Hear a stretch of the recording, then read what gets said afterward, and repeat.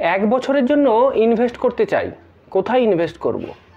নমস্কার বন্ধুরা, অনেক সময় এরকম হয় যে আমাদের স্বল্প সময়ের জন্য ইনভেস্ট করতে হয়। তো আমার এই ভিডিওতে আপনাদেরকে আমি বলবো, যদি আপনি এক বছরের জন্য ইনভেস্ট করতে চান তাহলে বেস্ট কোন কোন ইনভেস্টমেন্ট অপশানগুলো আপনার জন্য থাকছে।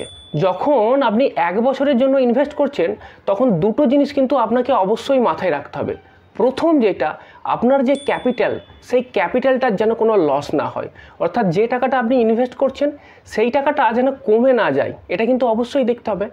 আর দ্বিতীয় যে জিনিসটা দেখতে হবে যে আপনি যেখানে ইনভেস্ট করছেন সেটা যেন লিকুইড হয়, অর্থাৎ আপনি ইচ্ছে করলেই স্বল্প সময়ের মধ্যে সেই টাকাটা তুলে নিতে পারেন। তো এই যে দুই প্যারামিটার্স, এই দুটো প্যারামিটার্সকে যদি আমি মাথায় রাখি, আমার জন্য যে অপশানগুলো আসছে তার মধ্যে প্রথম যেটা, সেটা হলো ব্যাংকের ফিক্সড ডিপোজিট। এবার আপনাকে আমি বলি যে টপ 5 ব্যাঙ্কস যেগুলো কিনা এক বছরের ফিক্সড ডিপোজিটেতে সবথেকে বেশি ইন্টারেস্ট দিচ্ছে। প্রথম যে ব্যাঙ্ক সেটা হলো ইন্দাসইন্ড ব্যাঙ্ক। ইন্দাসইন্ড ব্যাঙ্কেতে এক বছরের এফডির ইন্টারেস্ট রেট হলো 7.5%। এইবার যদি আপনি 1 লাখ টাকা ইন্দাসইন্ড ব্যাঙ্কেতে এফডি করেন তাহলে এক বছর পরে আপনার যে ভ্যালুটা আসছে সেটা হলো 1,07,714 টাকা।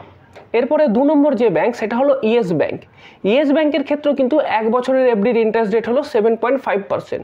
সুতরাং এক্ষেত্রেও যদি আপনি 1 লাখ টাকা এফডি করেন তাহলে এক বছর পরে পাবেন 1,07,714 টাকা। এরপরে 3 নম্বর যে ব্যাঙ্ক সেটা হলো বন্ধন ব্যাঙ্ক।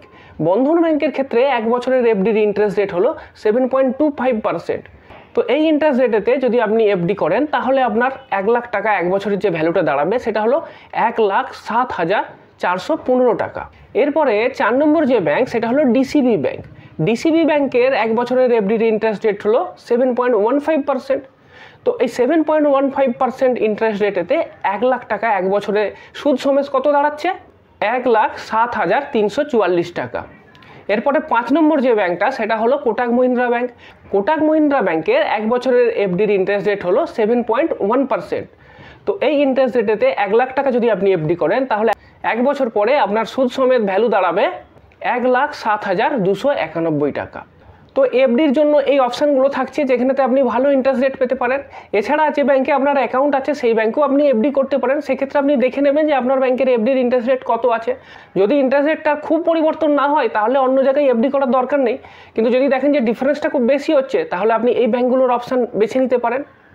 2 নম্বর যে অপশানটা আপনার কাছে থাকছে সেটা হলো পোস্ট অফিসের টাইম ডিপোজিট। ব্যাংকের এফডির মতোই পোস্ট অফিসেতেও এরকম এফডি করা যায়, তারও বিভিন্ন টেনিওর আছে।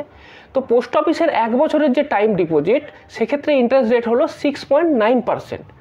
এবার যদি আপনি 1 লাখ টাকা পোস্ট অফিসেতে টাইম ডিপোজিট করেন তাহলে আপনার যে টোটাল ম্যাচুরিটি ভ্যালুটা দাঁড়াবে সেটা হলো 1,07,081 টাকা। এইবার এক বছরের ইনভেস্টমেন্টের আরেকটা অপশান হতে পারে, সেটা হলো date mutual fund.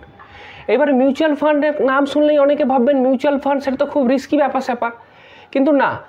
Risky mutual fund বলতে আমরা ইকুইটি বা হাইব্রিড মিউচুয়াল ফান্ড বুঝি, যেগুলোতে বিভিন্ন কোম্পানির শেয়ারেতে ইনভেস্ট হয়।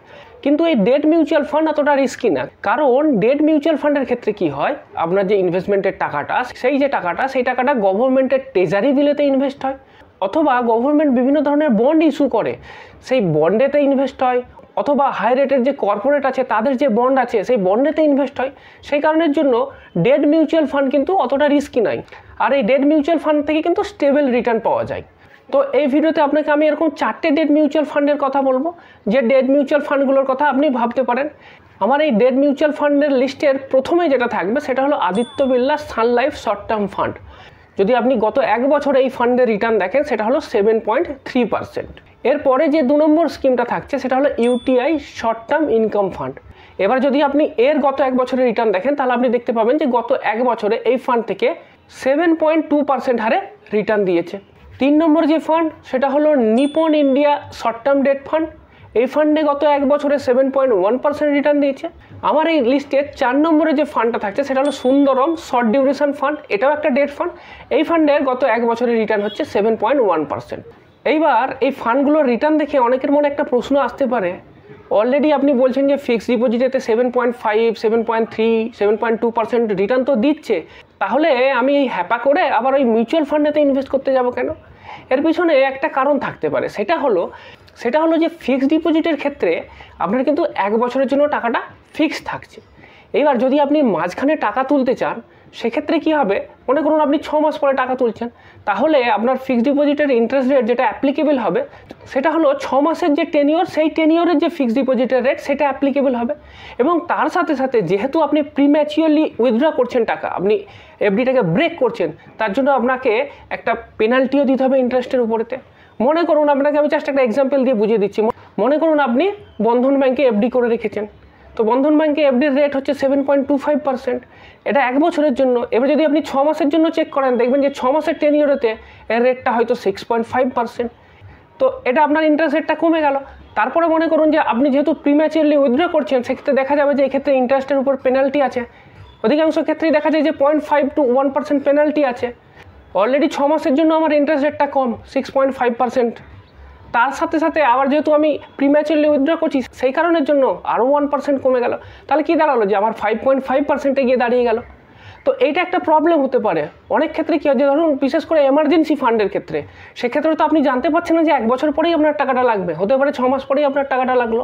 সেক্ষেত্রে কিন্তু আপনার এই ডিসঅ্যাডভান্টেজটা থাকছে। কিন্তু ডেট মিউচুয়াল ফান্ডের ক্ষেত্রে সবথেকে বড় সুবিধাটা হচ্ছে এটা হলো একটা ওপেন এন্ডেড স্কিম। তার মানে এটা কি, এই মিউচুয়াল ফান্ডে আপনি যখন খুশি ইনভেস্ট করতে পারেন, আবার যখন খুশি বেরিয়েও আসতে পারেন। তার জন্য আপনাকে কোনো পেনাল্টি দিতে হবে না। সেই কারণের জন্য কী হবে, আপনার রিটার্নটা বেশি হওয়ার চান্স থাকছে, কারণ এক্ষেত্রে আপনার তো কোনো পেনাল্টি চার্জ লাগছে না। এইটা একটা সুবিধা আছে ডেট মিউচুয়াল ফান্ডের ক্ষেত্রে। এইবার আমি যে কথাটা আপনাকে বলবো, সেটা প্রথমে যে কথাগুলো বলেছি তার থেকেও বেশি গুরুত্বপূর্ণ। আর সেটা হলো যে 1 বছরের টেনিওরে আপনি কোথায় কোথায় ইনভেস্ট করবেন না। ইয়েস, এটা জানা বেশি জরুরি যে আমি কোথায় ইনভেস্ট করব না। এবং সেই লিস্টের প্রথমেই থাকছে স্টক। অনেক ক্ষেত্রেই একটা জিনিস দেখা যায় যে মানুষজন একটা স্ট্র্যাটেজি ফলো করে, আর সেটা হলো যে তারা লং টার্মের জন্য বিভিন্ন সেফ ইনভেস্টমেন্ট অপশনেতে ইনভেস্ট করে। যেমন ধরুন পিপিএফে তারা ইনভেস্ট করে, বাড়িতে কন্যা সন্তান থাকলে সুকন্যা সমৃদ্ধি যোজনাতে ইনভেস্ট করে, তারপরে ধরুন রিটায়ারমেন্টের জন্য তারা এলআইসির রিটায়ারমেন্ট প্ল্যানেতে ইনভেস্ট করে রেখেছেন। তো এইগুলোতে তারা সেফ ইনভেস্ট করে রাখেন। কিন্তু যখন শর্ট টার্মের কথা আসে, তখন তারা ভাবেন কি, ঠিক আছে শর্ট টার্মে একটু রিস্ক নিয়ে নিলাম, তারপরে কিছু টাকা কামিয়ে নিলাম, তো স্টকে ইনভেস্ট করে দিই না। কিন্তু আপনাকে আমি বলছি এটা হলো সুইসাইডিয়াল স্ট্র্যাটেজি, অর্থাৎ এটা হলো একটা আত্মঘাতী স্ট্র্যাটেজি। আপনার স্ট্র্যাটেজিটা ঠিক এর উল্টোটা হওয়া উচিত। সেটা কীরকম, আপনাকে ইনভেস্ট করা উচিত লং টার্মেতে এই ইকুইটি বা মিউচুয়াল ফান্ডের মতো অ্যাসেটেতে। কারণ যদি আপনি লং টার্মের জন্য এই ফিক্সড রিটার্ন ইনস্ট্রুমেন্টগুলোতে ইনভেস্ট করেন, দেখা যায় এগুলো থেকে ম্যাক্সিমাম রিটার্ন 7-8% আসছে। তার সাথে যদি আপনি লং টার্মে ইনফ্লেশন দেখেন, সেটাও ওই 7%-এর কাছাকাছি। তাহলে আপনার ওয়েলথ ক্রিয়েশন কোথায় হবে, কিছুই লাভ হবে না।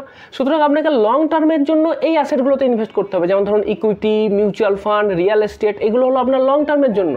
আর শর্ট টার্মের জন্য আপনাকে ফিক্সড রিটার্ন ইনস্ট্রুমেন্টেতে ইনভেস্ট করতে হবে, যেখানে কোনো ভলাটিলিটি থাকবে না। শর্ট টার্মের জন্য আপনি ইনভেস্ট করবেন ব্যাংকের এফডিতে, শর্ট টার্মের জন্য আপনি ইনভেস্ট করবেন পোস্ট অফিসের এফডিতে, কারণ এখানে আপনার ক্যাপিটাল লুজ হয়ে যাওয়ার ভয় নেই। আর 1 বছরের জন্য ইনফ্লেশন আপনার কি করবে।